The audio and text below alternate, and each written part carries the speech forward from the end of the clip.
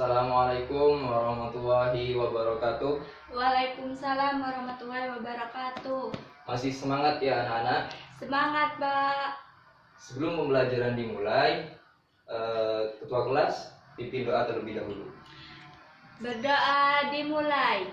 Bismillahirrahmanirrahim. Raditu billahi rabba wa bil islami dina wa bi Muhammadin nabiyya wa rasula. Rabbi zidni ilma warzuqni fahma.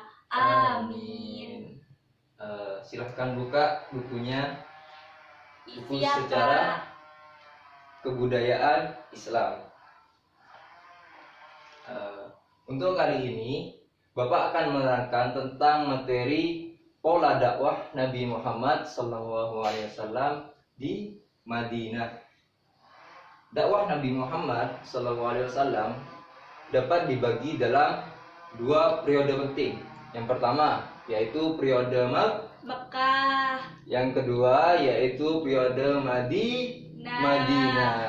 Nah, yang akan kita pelajari pada pertemuan pada hari ini yaitu ketika periode Madinah. Tentang apa tadi? Pola dakwah Nabi Muhammad Sallallahu Alaihi Wasallam di Madinah. Pola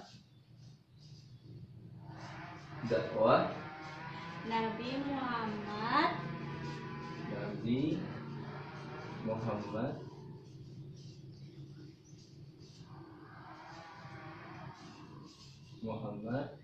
Sallallahu Alaihi Wasallam di Madinah. Madinah. Nah, Nabi Muhammad datang ke Madinah pada tahun, ada yang tahu di sini? Pada tahun berapa? Nabi Muhammad 622 Masehi. Berapa nak? 622 Masehi. Nah, kehadiran Nabi Muhammad dan umat Islam di kota Madinah menjadi zaman baru bagi perjalanan dakwah Islam. Umat Islam di kota Madinah tidak lagi banyak mendapat gangguan dari kaum kafir Quraisy, karena mereka mendapat perlindungan dari penduduk Madinah yang Muslim. Dengan diterimanya Nabi Muhammad dan umat Islam oleh masyarakat Madinah, Nabi Muhammad SAW memberikan gelar kepada umat Islam di Madinah. Apa sebutan umat Islam di Madinah? Ada yang tahu kaum apa? Kaum Ansor. Nah, untuk kaum Madinah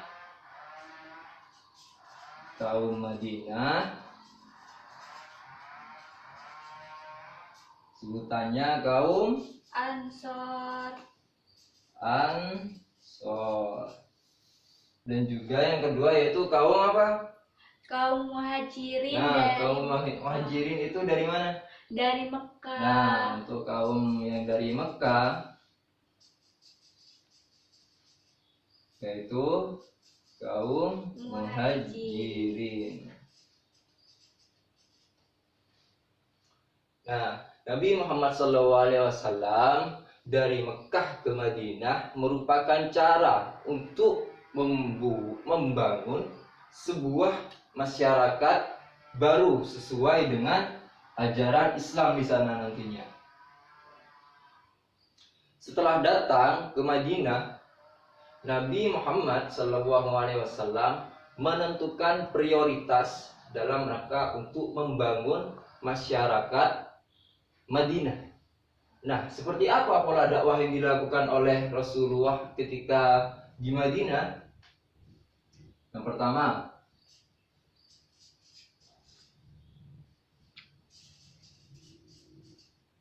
ada yang tahu seperti apa pola dakwah Nabi Rasulullah? Membangun masjid. Oh, yang pertama membangun masjid.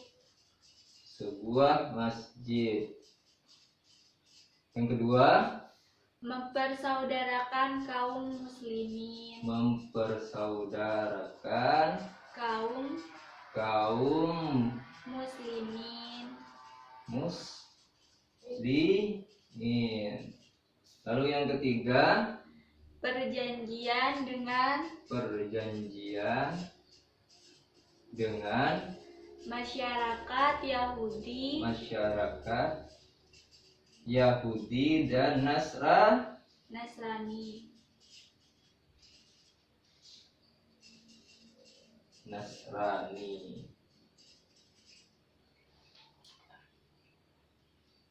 Ada yang tahu tidak kenapa Nabi Muhammad lebih memprioritaskan membangun masjid terlebih dahulu?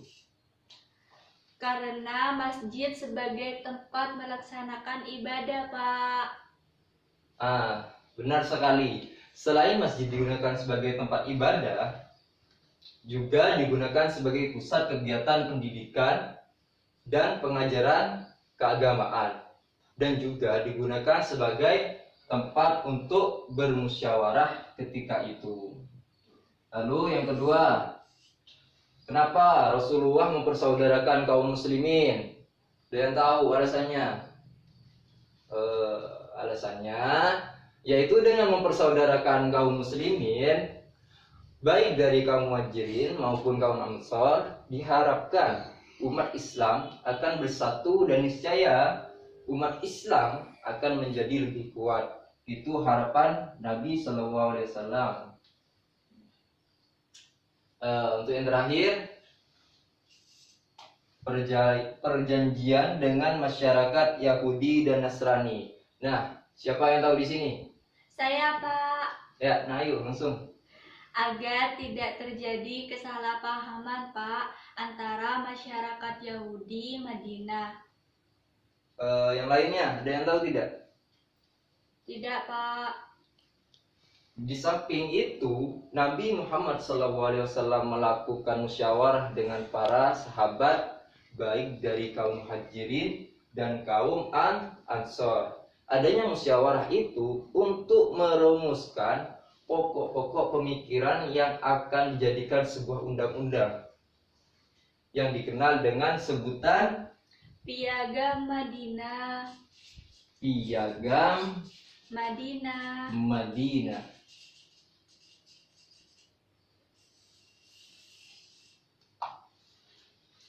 Pada awalnya, para pengikut Nabi Muhammad SAW melakukan hijrah dengan risiko nyawa dan harta, karena beliau beserta sahabat meninggalkan Mekah secara sembunyi-sembunyi dan meninggalkan harta bendanya di Mekah. Nah, akibatnya beliau beserta para sahabat datang ke Madinah tidak membawa harta benda sama sekali. Oleh karenanya, ketika itu Nabi Muhammad SAW membangun sebuah perekonomian masyarakat di Madinah. Salah satunya dengan cara mempersaudarakan kaum muhajirin. Nah, terus apa lagi? Ada yang tahu? Menempatkan orang-orang fakir miskin yang tidak punya tempat tinggal di masjid. Nah, terus yang ketiga itu bekerja sama dengan kaum ansor untuk menciptakan sebuah lapangan pekerjaan bagi kaum muhajirin.